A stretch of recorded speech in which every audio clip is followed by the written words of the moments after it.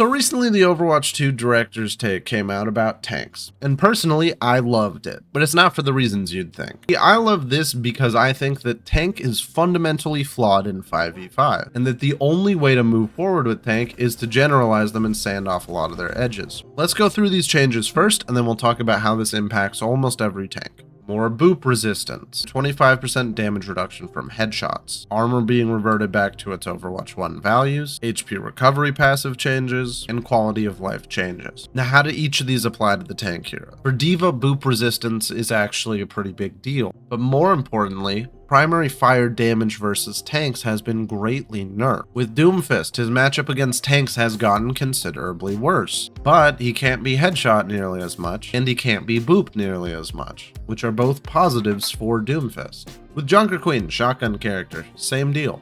But she can't be headshot as much, and Junker Queen really struggles into poke comps, and didn't have armor. These changes are a huge buff for her. Problem of characters like Lucio or Brig booping her away. Now she doesn't actually really get booped away, along with just flat out getting buffed, period. With Mauga, these changes are a bit of a buff. Mauga gets headshot really easily, so that's a pretty nice quality of life change for him. Mauga also struggles when being booped away, so that's a big quality of life change for him. And Mauga's armor being better against shotgun characters is also really good for him, because of the fact that his tank matchup against basically every tank has gotten considerably worse, leaves the door open for more quality of life buffs for Mauga and more damage to squishy buffs for Mauga. His damage on tanks will always be crit damage, and tanks have a passive resistance to that now, basically taking away a quarter of his damage against tanks, period. With Orisa, these changes are actually some pretty sizable buffs. Orisa is never going to be moved by anyone ever. Passive headshot resistance is pretty strong. This also means the door is open for her to start getting headshot while in Fortify again, because while she already has the Fortify passive, the armor reduction, and the headshot resistance, so letting her get headshot would be a logical course of action from here. With Ramattra, again, these are pretty much all buffs. Ramattra has a pretty rough time versus the tank bustier heroes. Ramattra also has a pretty tough time getting headshot, meaning his Omnic form is a lot tankier. For Reinhardt, these changes are giga buffs, because not getting booped away means Reinhardt gets to swing more, headshot resistance mean Reinhardt gets poked out less, armor changes mean that Reinhardt gets spammed out less, and Reinhardt's damage is not affected by the new armor passive or headshots basically at all. Same thing with Ramattra's Nemesis form. Actually, going back to Ramattra, his Omnic form is much better at dealing with squishies now and much worse at dealing with tanks, while his Nemesis form is strong against both. Reinhardt, all of his options are strong against everyone because he just got flat out damage buffed. If you take 5 damage off like a 95 damage swing, it's still doing 90 damage. If you take 5 damage off of Ramattra's little piss pellet, it probably isn't even going to let you take 5 damage off. You're going to end up taking just half of its flat out damage. Roadhog lost big this patch, because to be quite frank with you, headshot resistance is a huge buff for Roadhog, but Roadhog also doesn't have armor. While his survivability has gotten a flat out buff, his damage against tanks specifically has been dumpster. The little pellets on the edge of the shotgun are going to do literally nothing against tanks with armor. And critting tanks in general on Roadhog isn't going to do much either, so most of his favorable matchups have just gotten considerably worse. With Sigma, these changes are a flat out buff again, because Sigma doesn't do chip damage. The armor changes, if anything, are a huge buff to his ability to duel tanks, and the headshot resistance is a nice bonus on a character that doesn't have armor. Winston ignores armor, so again, giant buff for Winston. Boop resistance is also huge on Winston. Also, Winston's armor is really good now into characters like Reaper, Bastion, Tracer and Sombra, Torbjorn right clicks. All characters that are pretty miserable matchups for Winston. While Wrecking Ball loses a lot in terms of his tank matchups, being unable to boop tanks, being unable to headshot tanks, really being able to damage any tank that has armor, period. This is exceptionally made up for by the fact that Wrecking Ball's worst matchups have gotten worse for them. The Tracer marking you all game is going to do considerably less damage as long as you have armor. Same thing with Sombra. Getting headshot on Ball is not going to be nearly as bad, not to mention just this flat out buffs that Ball got. And again, with Zarya, these changes are a massive buff. Zarya's right click damage isn't really affected by the armor changes, and Zarya at high energy is still going to do a shitload of damage, regardless of if you're a tank or a squishy. The more important part for Zarya is boop resistance, which means Zarya can just go where she she wants non-contested, and headshot resistance, which means Zarya's worst matchups are better for her. Now, characters that do big burst damage but don't headshot much are also going to come out on top. Characters like Venture, Pharah, Junkrat, and even to an extent like Symmetra are being giga-buffed by this patch. The reality of these changes are that they needed to be made, because for tanks to work in 5v5, they need to be extremely strong, especially into their counters. Sure, there are still tanks that are not going to function nearly as well into bad matchups. Bad matchups will be less punishing on them, and a bit more less effective for them to play, as opposed to an instant loss. While it's easy to look at these ridiculous changes and think this is really silly, and that 6v6 would just be better, this is the game we have to play if we're on 5v5. And for all the people that still say that 5v5 is a great choice, I really hope you don't start complaining about tanks being too strong now that they're actually good for once. Because it's easy enough to say that a format is good when your specific role is strong. But when your role isn't strong, you start to notice, hey, I don't think there was this much of a power imbalance back in 6v6. Sure, some characters were meta and others weren't, but the actual act of playing the game didn't feel like every role was constantly fighting for the top. Because the reality of the transition from 6v6 to 5v5 is actually pretty simple mathematically. You saw that there was a problem in queue times. This is something no one can disagree with. And there have been problems with queue times for roles before. In 6v6 it was usually tank, but in Overwatch 2 and 5v5, it's been every role. So to sit here and pretend like 6v6 couldn't do the same thing is ridiculous. And it has been fixed in 6v6. Many individual times throughout 6v6, the main meta was shaken up in ways that were pretty significant. Not to mention the fact that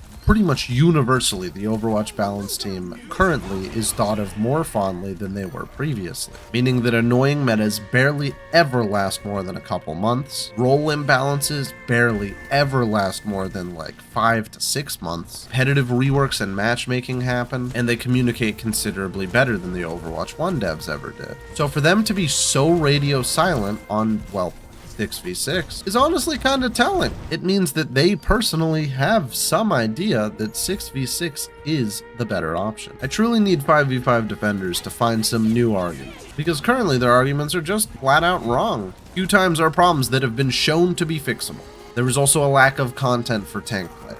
Why would anyone want to play the role when there's no content and the few bits of new content we get blow? More tanks have been added or reworked in Overwatch 2 than Overwatch 1's lifespan. So if all these tanks are coming out in 5v5, why is the most functional one of these tanks Sigma character from Overwatch 1? All the other tanks are completely reliant on just getting broken numbers so that they become meta for a bit. Or otherwise they're just used for counterpicking. Counterpicking really wasn't that big of a problem in 6v6. And now you're telling me we're toying around the idea of hero bans before we even consider going back to 6v6? You want to sit there and honest to God tell me that you think making it so that counterpicking is a feature of this game before even trying a 6v6 retry makes actually any sense? 5v5 was a permanent fix to a temporary problem, which is ridiculous because the old balance team that was worse, they were able to make 6v6 work even if it was only for a short period of time every once in a while. We have more frequent balance updates, more frequent content drops, more significant content drops, a more attentive dev team. All signs point to Overwatch being able to bring 6v6 back. So why won't they? I actually don't think the reality of it is balance.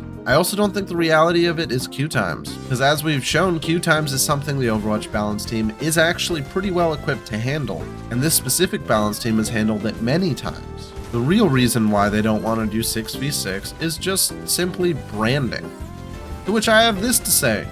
We as an Overwatch community need to start saying bring back classic Overwatch. Not bring back 6v6, bring back classic Overwatch. The implication of it would be the same thing, but phrasing it as a new branding opportunity for Overwatch as opposed to whatever the fuck we had previously, I believe is the way to go forward. Because the 6v6 train hasn't been slowing down. If anything, it's gaining momentum. Every time a tank player stops playing because their role got less fun to play, and queue times get worse, or an awful tank meta happens, and your entire game is held hostage by one player, it blows. The more it blows and the more often it blows in ways that are unique to Overwatch 2, the more you're gonna see people begging for 6v6. And if we as a community start to phrase our criticisms more around bringing back the Overwatch people love, It actually kinda has a chance to, because the reality of 5v5 will always be counterpicking. It will always be an imbalanced role selection. It will always be hated by the broader community. It'll always have the stench of the cancelled PvE, of the outrageous shop prices, of the terrible launch battle passes. This is like a Twitter versus X.com thing. Not only is one of those brandings better, but it isn't attached to so much god-awful controversy, to the point where it's just an absolute win to go back to the original branding. Gets you good grace with your community, fixes fundamental problems. We need to remind players that Overwatch still is the good game that players fell in love with, because at its core, most of the problems with Overwatch are so niche and minimal, the base game stays relatively consistent most times. I commend the devs for trying 5v5, but the reality of it will always be that it is a poor imitation of a much better game, stripping away the nuance from a good game, turning it into a mediocre one. I mean, the devs have shown they could nerf Orisa, so why are we sitting here pretending like 6v6 isn't possible? The devs have shown they can rework Brig. The devs have shown they can make DPS more impactful. But the devs have never shown that they can make 5v5 work. One role is always terribly unhappy and needing massive changes. And as long as that's the case, I'll point back to 6v6 and say, hey, didn't used to be this way. At least when we had bad metas, they sucked for everyone. Everyone equally. As opposed to playing Who's the Favorite Child this month. As opposed to cutting half of the players out of one role, and then turning around and saying, actually, this won't be that big of a deal. And when it is big of a deal, it's going to be in a good way. Seeing new problems that weren't nearly as prominent for players. That for some reason is being read as not something to do with the giant format changes, but in fact a new problem that just magically appeared for the first time in 7 years. And also, I really don't care if 6v6 ever becomes the main mode again. Hell, to be honest, I'd even take a 6v6 open queue mode. And I'm also going to put forward a timetable for when I think this change will happen. I think that assuming that these tank changes go through, and that there's probably some tunes that they change around in the back, as long as they're focusing on how to improve the tank quality of life in the game, they will be forced to come to terms with the fact that they simply do not have fixes. That the only way to make this functional is to make Giga Tanks a thing, and nobody likes Giga Tanks. And it will force the devs to contend with the fact that, well, 6v6 doesn't have that problem. Because truly what the change from 5v5 to 6v6 is the dev team admitting they can't balance Orisa Sigma, that they can't balance Baptiste, and that they'd rather chuck a band-aid on it and say that it's all the tank's fault, and if we get rid of one of them, it magically fixes everything, rather than to actually sit down and fix the problem they made. If you put in a DPS passive during GOATs, you could have killed that off. If you nerfed AoE healing, you also could have killed that off. Took away Orisa's shield and reworked her like you did for Overwatch 2, you would have killed double shield. You nerfed Sigma, you could have gotten rid of double shield. If you nerfed shields in general, people probably would have enjoyed playing tank more. You reworked CC, people probably would have liked playing tank more. If you added more tanks to the game, people probably would have liked playing tank more. And what are most of the changes from Overwatch 2? These changes! These are the changes that would have fixed 6v6, and they're doing them in 5v5, and they're still pretty good changes! They're just in the wrong format. I think that Overwatch 2 realistically has 2 years left of its life, because in 2 years' time it'll be the 10th anniversary of Overwatch. And if there was ever a time to bring back 6v6, I think that's it. But Overwatch has a reputation problem, format problem, and a communication problem. I also just think it's a little bit weird that we are saying that no one should ask about 6v6 in terms of creators with NDAs. Just having some communication from the devs would go a long way. Communication could be, no, we really think 5v5 will work better. But nothing? Nothing is criminal.